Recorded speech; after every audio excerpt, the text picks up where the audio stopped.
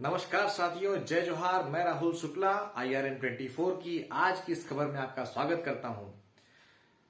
स्वामी आत्मानंद अंग्रेजी माध्यम स्कूल छत्तीसगढ़ में कांग्रेस सरकार द्वारा चलाई गई बहुत ही महत्वाकांक्षी योजना, जिसके तहत ग्रामीण स्तरों पर, जनपद स्तर में, जिला स्तर में अंग्रेजी माध्यम के विद्यालय खोले गए थे।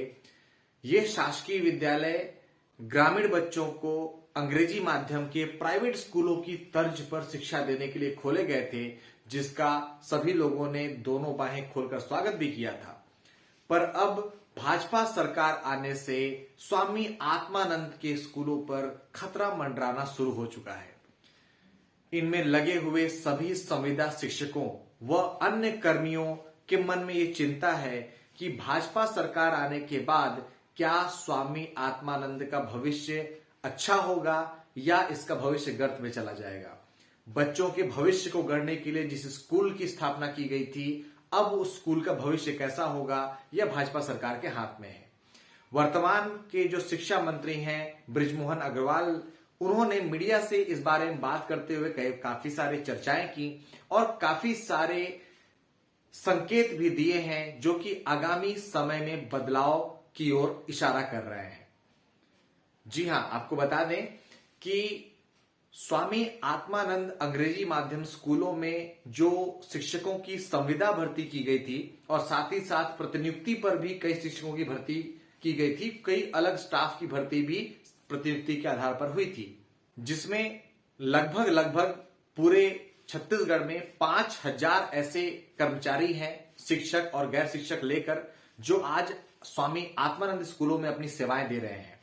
हालांकि इस स्कूल के शिक्षकों व अन्य कर्मियों की जो चयन प्रक्रिया है वह हमेशा ही संदेह के घेरे में और विवादों के घेरे में रही, क्योंकि इसकी जो नियुक्ति है वह जिला स्तर से ही कलेक्टर द्वारा की जानी थी।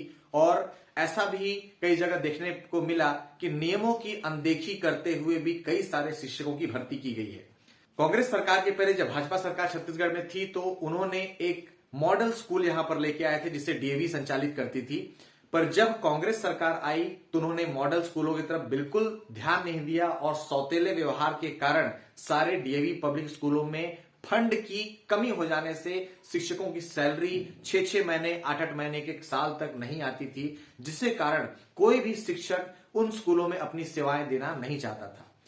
क्या आगामी समय में स्वामी आत्मानंद स्कूलों का भी ऐसा ही भविष्य होने वाला है? इस बारे में वर्तमान शिक्षा मंत्री क्या कहते हैं, आइए आपको बताते हैं। मीडिया से बात करते हुए कहा कि स्वामी आत्मानंद के स्कूलों में उन सभी लोगों को डरने की आवश्यकता है जो लोग सही से काम नहीं कर रहे हैं या जिनकी नियुक्तियां सही तरीके से नहीं हुई हैं। अब उनका इशारा किस ओर था, यह तो मंत्री जी जाने। साथ ही उन्होंने यह भी कहा कि इस योजना के क्रियान्वयन के लिए जो सही नीति अपनाई जानी थी, जो सही नीतियां बनाई जानी थी, वह नहीं बनाई गई और एक अलग सा विभाग इसके लिए उन्होंने डाल दिया। और समिति जो है अब यहां पर जो शिक्षा विभाग के संबद्ध होकर यह स्कूल चला रही है। पर इसमें स्टाफ को सैलरी किस तरीके से मिलेगी, उसका बजट कहां से आएगा, क्या उसका बजट शिक्षा विभाग के बजट के साथ में होगा या उसके लिए अलग से बजट पास करना होगा, ऐसी तमाम त्रुटियां उन्होंने इस शिक्षा व्यवस्था में, इस आत्मानंद की व्यवस्था में पाई और उससे मुखर होकर मीडिया के सामने भी रखा। अब सवाल यह है कि जब बदलाव होंगे तो किस तरीके के बदलाव होंगे? क्या भाजपा सरकार सभी नियुक्तियों को निरस्त करते हुए फिर से नई नियुक्तियां जारी करेगी?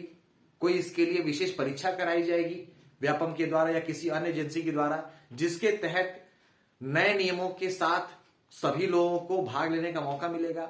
या फिर जो अभी वर्तमान में जो कर्मचारी अपने आत्मानंद स्कूलों में अपनी सेवाएं दे रहे हैं, क्या वे पहले की भांति ही कार्य करते रहेंगे? अभी इस पर कोई भी क्लियर निर्णय, क्लियर संकेत गवर्नमेंट की तरफ से नहीं मिले हैं। पर जैसा कि मंत्री जी कहना है, बदलाव के आसार हैं और यह बदलाव जल्द ही हो सकता है। हमारी महत्वपूर्ण खबरों से जुड़े रहने के लिए हमारे इस चैनल को सब्सक्राइब करें और अगर आपको लगता है कि यह खबर आपके लिए जरूरी है तो इसे दबाकर शेयर भी करें। नमस्कार।